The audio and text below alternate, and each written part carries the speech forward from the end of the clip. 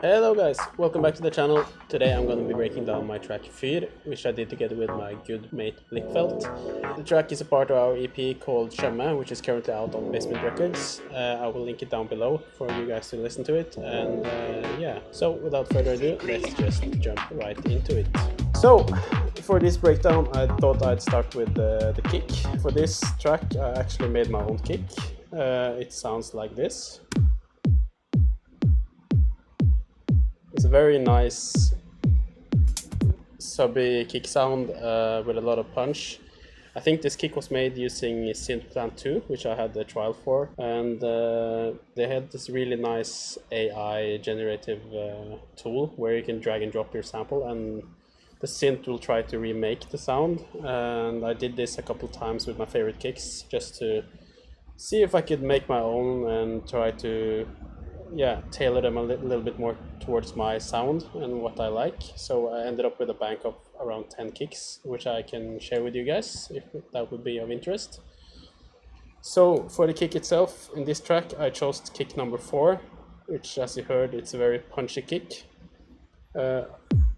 Sounds like this. On the channel itself I just have a EQ rolling off everything below 40 Hz. It's just because this kick was quite sub heavy, so when I played it on the system it sounded a bit bottom heavy in a way. So rolling off the subs just gave it a little bit more clarity and control. Then on the drum group, or the kick group, I have a drum bus and also an EQ. The drum bus adds a little bit of color and drive using the soft mode. You can try playing around with these other modes as well, but I feel like soft is usually the one I go for.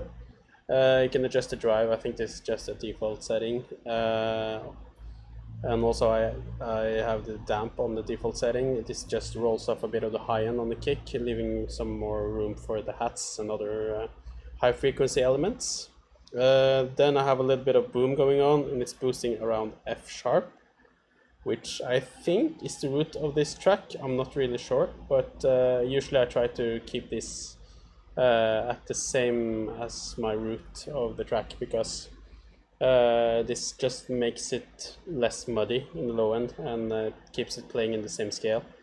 Also, this kick was pretty knocky, so I took out quite a large chunk around 200 Hz, leaving a little bit more room for the bass and the other elements in the track. So the kick sounds like this. Then without any processing, sounds like this.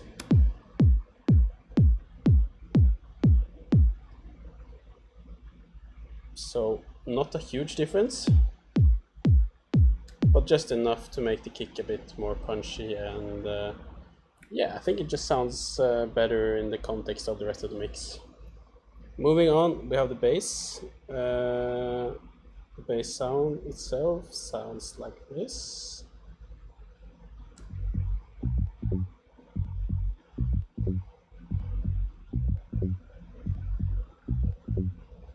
So it's a very repetitive bass line, but it's really nice and groovy and keeps the track moving, even though it's the same rolling bass line over and over. We have a lot of different elements that keeps the track interesting, and also this just sets a solid backbone for the whole track.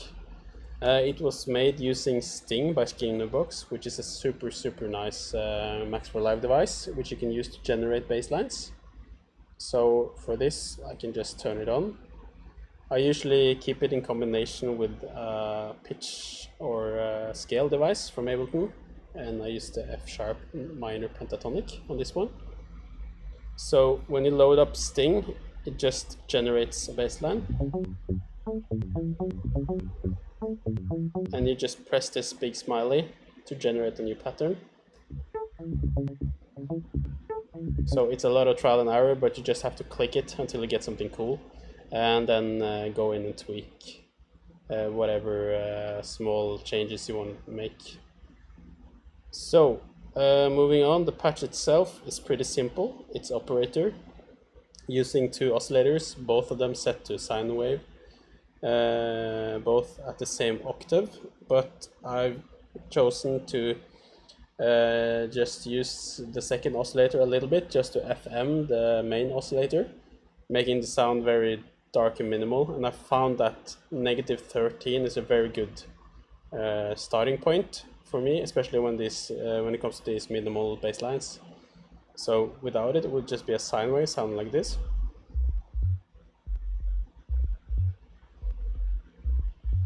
Which is a super clean sub, which I really like. But when you add the second oscillator, it gives this metallic, almost formant sounding sound to the bass. I don't know how to explain it properly, but yeah, it just sounds really nice. And gives a bit more of low mids, which helps it cut through on smaller sound systems as well. On the group or on the bass, I have some compression. I don't think it does too much. Let me see.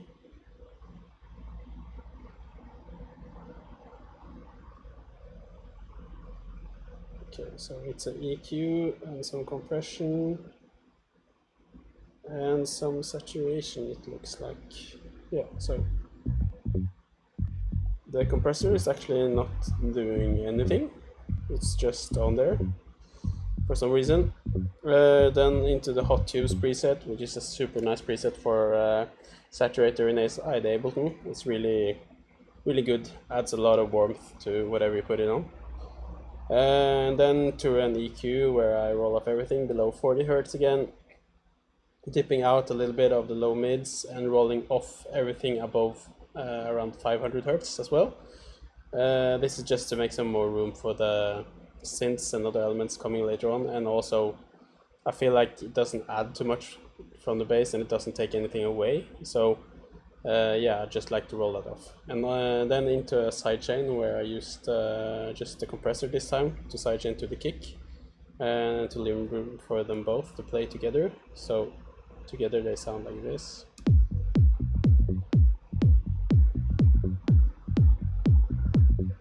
So as you can hear, like only those two elements together creates almost the entire vibe of the track. And I heard from a good producer that said if you have the bass and the kick playing together and they sound like a track, you have a good track. So that was the whole mentality behind this track, that we wanted to have a really solid bass line and a simple punchy kick, and we thought those two elements together fit so well that they became the backbone on the rest of the track.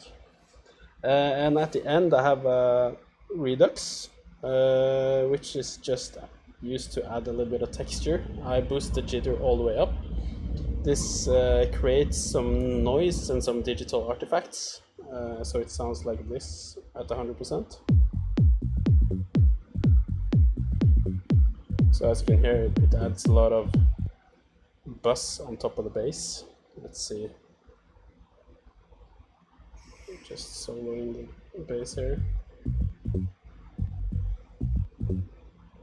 Yeah, so adds this high-end crunch on top of the bass, which helps it break through the mix.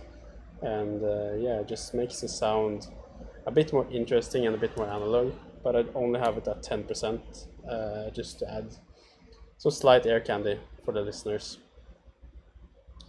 Alright, so moving on from those two, let's see, we have the top percussions or drums. Sounds like this all together.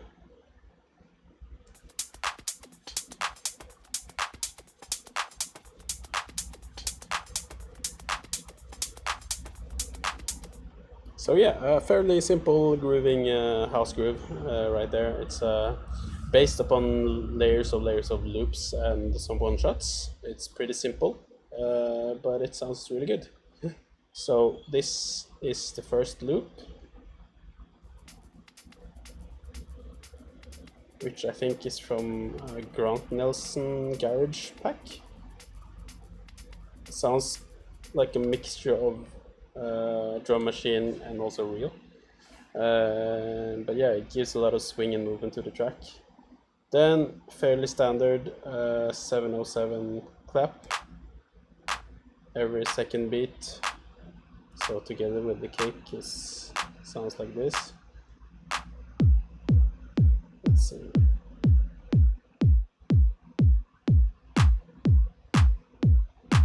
really tight and glued together.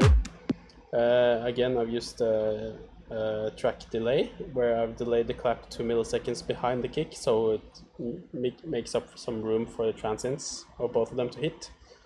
I think this is a really good way to make sure you don't peak your headroom too early, because when you have two transients laid on top of each other, it's almost like you have 1.5 transient or something like that, so it's really loud and poking out in the mix. But if you have them delayed slightly, you have both of them side by side instead of on top of each other, which I feel like can give you some more headroom when mixing. Moving on, we have this loop. I think it's from Deep Perfect or something, sample pack. Mostly used for to add some weird movement. I've used the shifter, which is actually one of my favorite plugins to use on percussion loops. This one I've used the LFO to automate the coarse pitch up and down, which gives it this riding waves sort of pitch, and then running into a erosion, which gives this bit crushing noise. So without it, it's very static. It sounds like this. Let's see.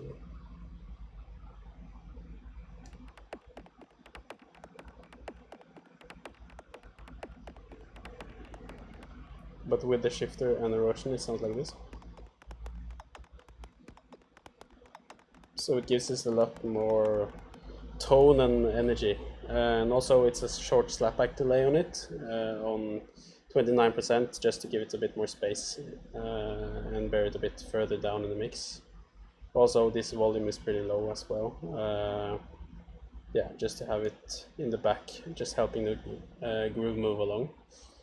So then we have this sound. Let's see.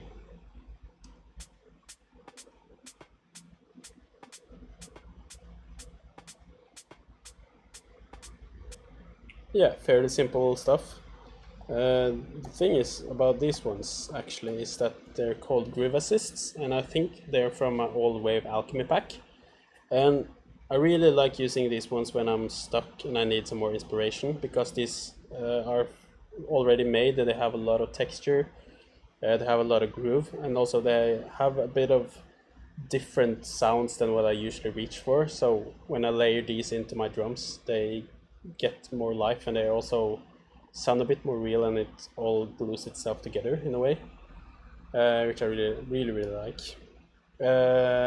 So I can definitely recommend those if you're stuck and if you're feeling uninspired. It's very simple stuff. It's not too advanced, but it's it just sounds good. Just find some loops, chuck them in, and see if they fit the rest of the track. Moving on, we have this perk loop, Samoa perk. I think this is also from a sample pack. Sounds like this.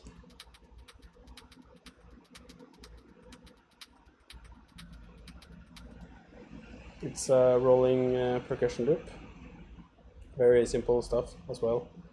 I used a couple of auto filters on it, using the filters cut or move. These presets are actually really nice on pads as well. They add a lot of movement using an LFO with the random shapes, so it's sort of using sample and hold, so you get a new texture every time the sound plays, which is really nice. And then when you feed that into an erosion as well, you get a lot of different sounds. So if I remove all these filters and effects, see, it sounds like this. So yeah, a basic shaky loop, but when you add these effects, it has a lot of movement and is immediately more interesting, in my opinion. And it just makes it sound a bit more digital and glitchy, which I felt like suited the track very well. And then we have something that we added quite late, actually, which is quite funny because it ended up being almost a catchphrase of the track, which is this loop, which is also from the same pack as the groove assists. It's just this weird vocal loop beatboxing vocoder. I don't know how to describe it, but it just worked so well going into the drop. I'm gonna show you right now. Let's see if I can get my overheated computer to work. So yeah, it sounds like this. Yeah, so super nice. Gives so much energy into the drop. It's a perfect pre-drop in my opinion, especially for minimal tracks. You don't want a big 3, 2, 1, let's go, as you have on all this EDM stuff. So yeah, I think it just works wonders for this track. Moving on, we have a hat loop. It sounds like this.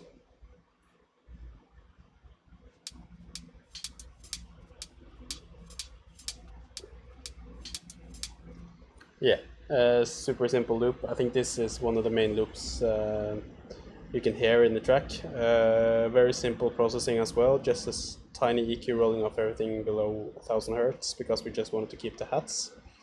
And also a kickstart to make some room for the kick, so it's not overlapping the kick when that plays. Then we have this percussion loop again. Yeah, this is more like a shaker. As you can see, we only kept everything above 2.5K, so it's very bright. But this just adds a lot of movement to the track. And you can hear me repeating myself, talking about movement and talking about how each and every element has to sound a bit interesting. At least for me, I think when every element sounds interesting, you don't need a lot of elements, if that makes sense. So I try to make each element sound interesting and try to figure out new ways to keep the track moving without adding too much, because I feel like that quickly clutters up both your mix and also your headroom, and also, yeah, it sort of loses the main groove of the track, which I feel like is so important, especially when it comes to minimal and house in general. So moving on, we have this closed hat, which sounds like this.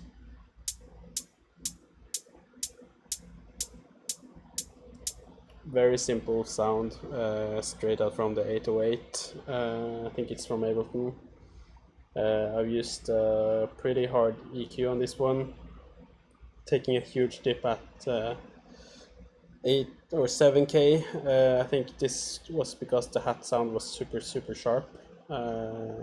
So it was very piercing to the ears, and when you play that loud in the club, it's gonna be, yeah, it could be damaging people's ears. So I took it down quite a bit. And also we have a lot of other high frequencies adding up, so I think it's very important to make sure that you have enough space for each sound in the mix, because if you just have a lot of same sounds or similar sounds playing the same range, you get a lot of build up in that range, and it can also lead to it being overly sharp or overly bassy, or yeah, whatever.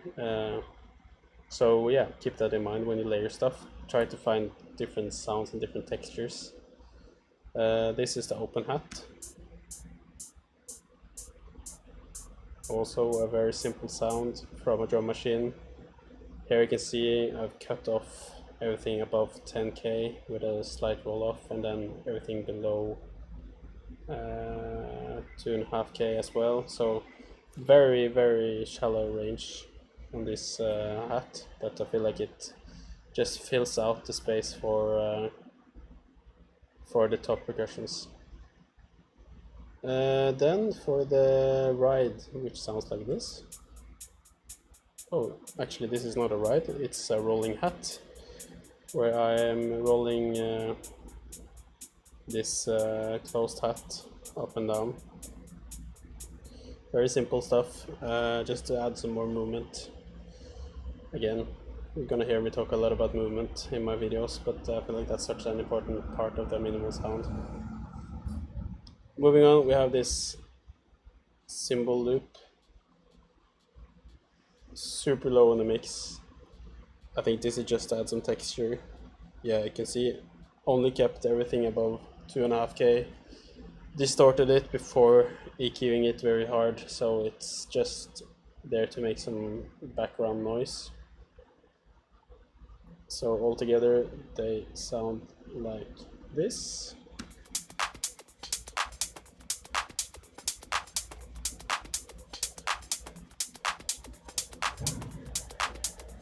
So, like you can hear, it's a very nice tight groove. On the group I have erosion. This is a trick I learned from, I think it was the Syntho YouTube channel, which is awesome. You should really check them out. They have a very nice website as well, with a lot of great tutorials from a lot of different producers. I think it's started by Josh Baker, who is a really talented producer. So I would definitely recommend checking them out if you're into this kind of music and these kinds of tutorials. But he said, like, if you just add erosion on a basic setting, it sort of rolls off your high end in a way, so it makes it sound a bit more analog and a little bit less digital sharpness. And also a filter automation, nothing too special going on there. It's just rolling off the highs and some parts. And also, this project was made with Ableton 11, and I had Endless Smile working pretty well there, but since I upgraded to Ableton 12, my Ableton just kept on crashing for some reason, and I found out the reason was Endless Smile, so I had to delete it, unfortunately. So hopefully looking to be getting that soon, because it's a really easy way to make your build-up sound cleaner and have a lot more effects without adding too many risers and all those kinds of elements, which I feel like can sound a bit cheesy, if I'm being honest. So moving on from the perks, let's see.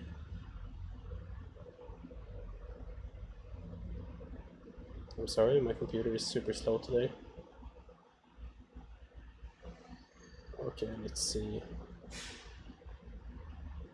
if I can click the right things. The synths. So synth-wise, we have this main synth, which is going around half the track, I think. Yeah.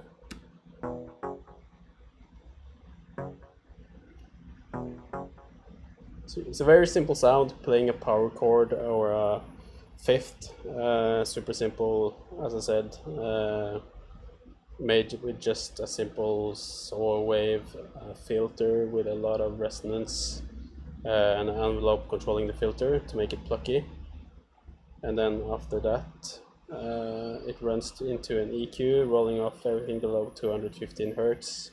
Pretty simple stuff. Into an erosion as well, adding some bit crush noise, then into a delay, giving it some space, and then into a reverb, which it seems like I've automated. I think it's just before the drop, if I'm not wrong.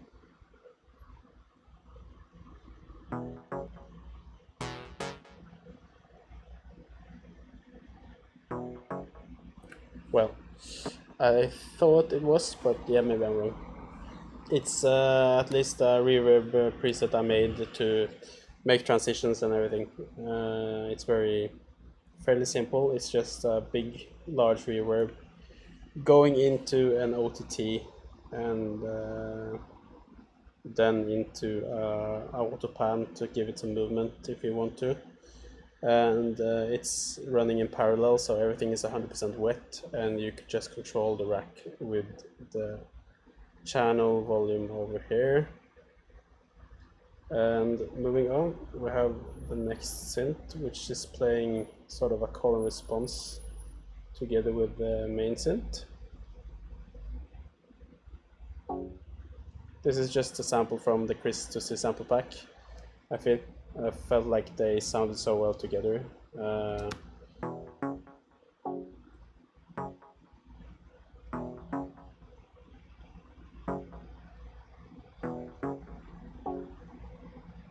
Very simple stuff. I've actually turned off the effects for some reason, but yeah, it's running into a delay, giving it a bit more space, and then an EQ just to clean up the bottom end of the track, leave some room for the bass and the kick. Super simple stuff, not too complicated. Then in the breaks we have this pad playing, which is a super nice sound. I think we got it from Loop Cloud. And here you can actually see the automation going into life. So yeah, you can hear that reverb tail going into the auto pan or tremolo effect. That's the rack I told you guys about. Let me know if you want the rack. I can link it down below as well, so you can check it out. And then we have a simple set of strings. I think it just plays one note. Let me see. It sounds like this. Yeah, I don't know if I can even hear that. It's super low in the mix. Just add some tension in the breaks. Then we have this weird percussion sound. Let me see if I can get it to play. Sounds like this. And then like this later on in the track.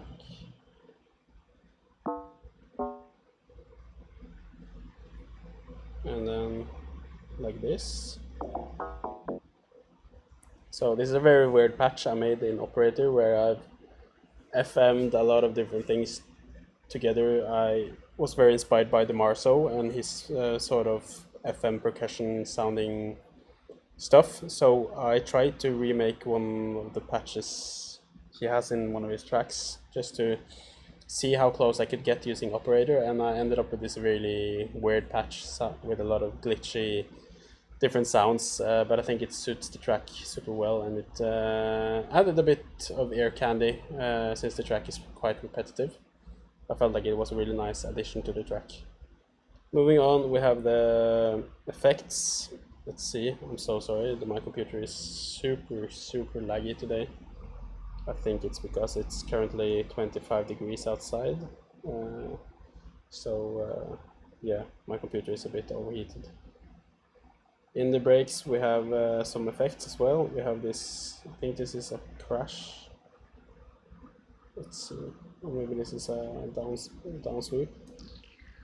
Yeah, a little bit of a down sweep, just to add some air candy to the breaks. On top of that we have a kick and a crash, I think. So this is a kick, which is the same kick as we have as the main kick, but I've just taken out a bit of the low end and a bit and kept it a bit shorter, just to remove some of the punch so it's not as present as the one in the drops.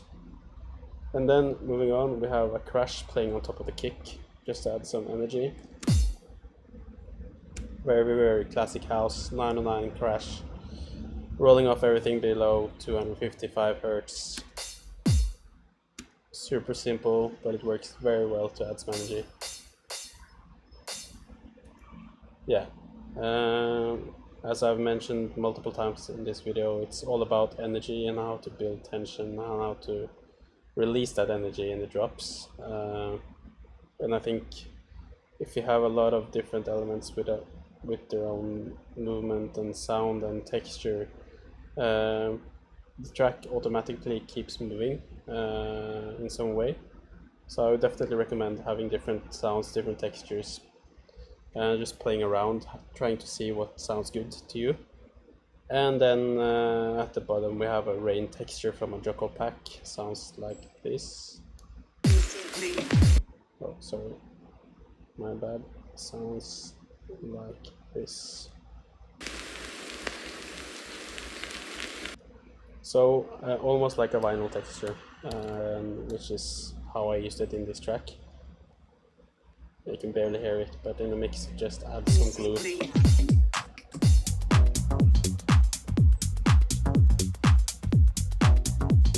Yeah, I think that's about it actually for the track. If you have any questions, feel free to ask them down below. I'm gonna try to let my computer rest a little bit after this video. But yeah, as I mentioned, if you'd like the kicks or any of the sounds in this track, I would love to share them with you down below. So just leave a comment and I'll see what I can do. And for now, stay tuned because I'm going to be releasing new videos very soon. I'm trying to do one per release, but lately it's been a lot of stuff going on. In addition to me being sick, so that's why my voice is so shit. But yeah, thank you all for watching so much. I really love your support on my first video, and I really appreciate every one of you taking your time to watch this video, commenting, and also sharing this journey with me. So yeah, hope to see you all very, very soon, and have a good day.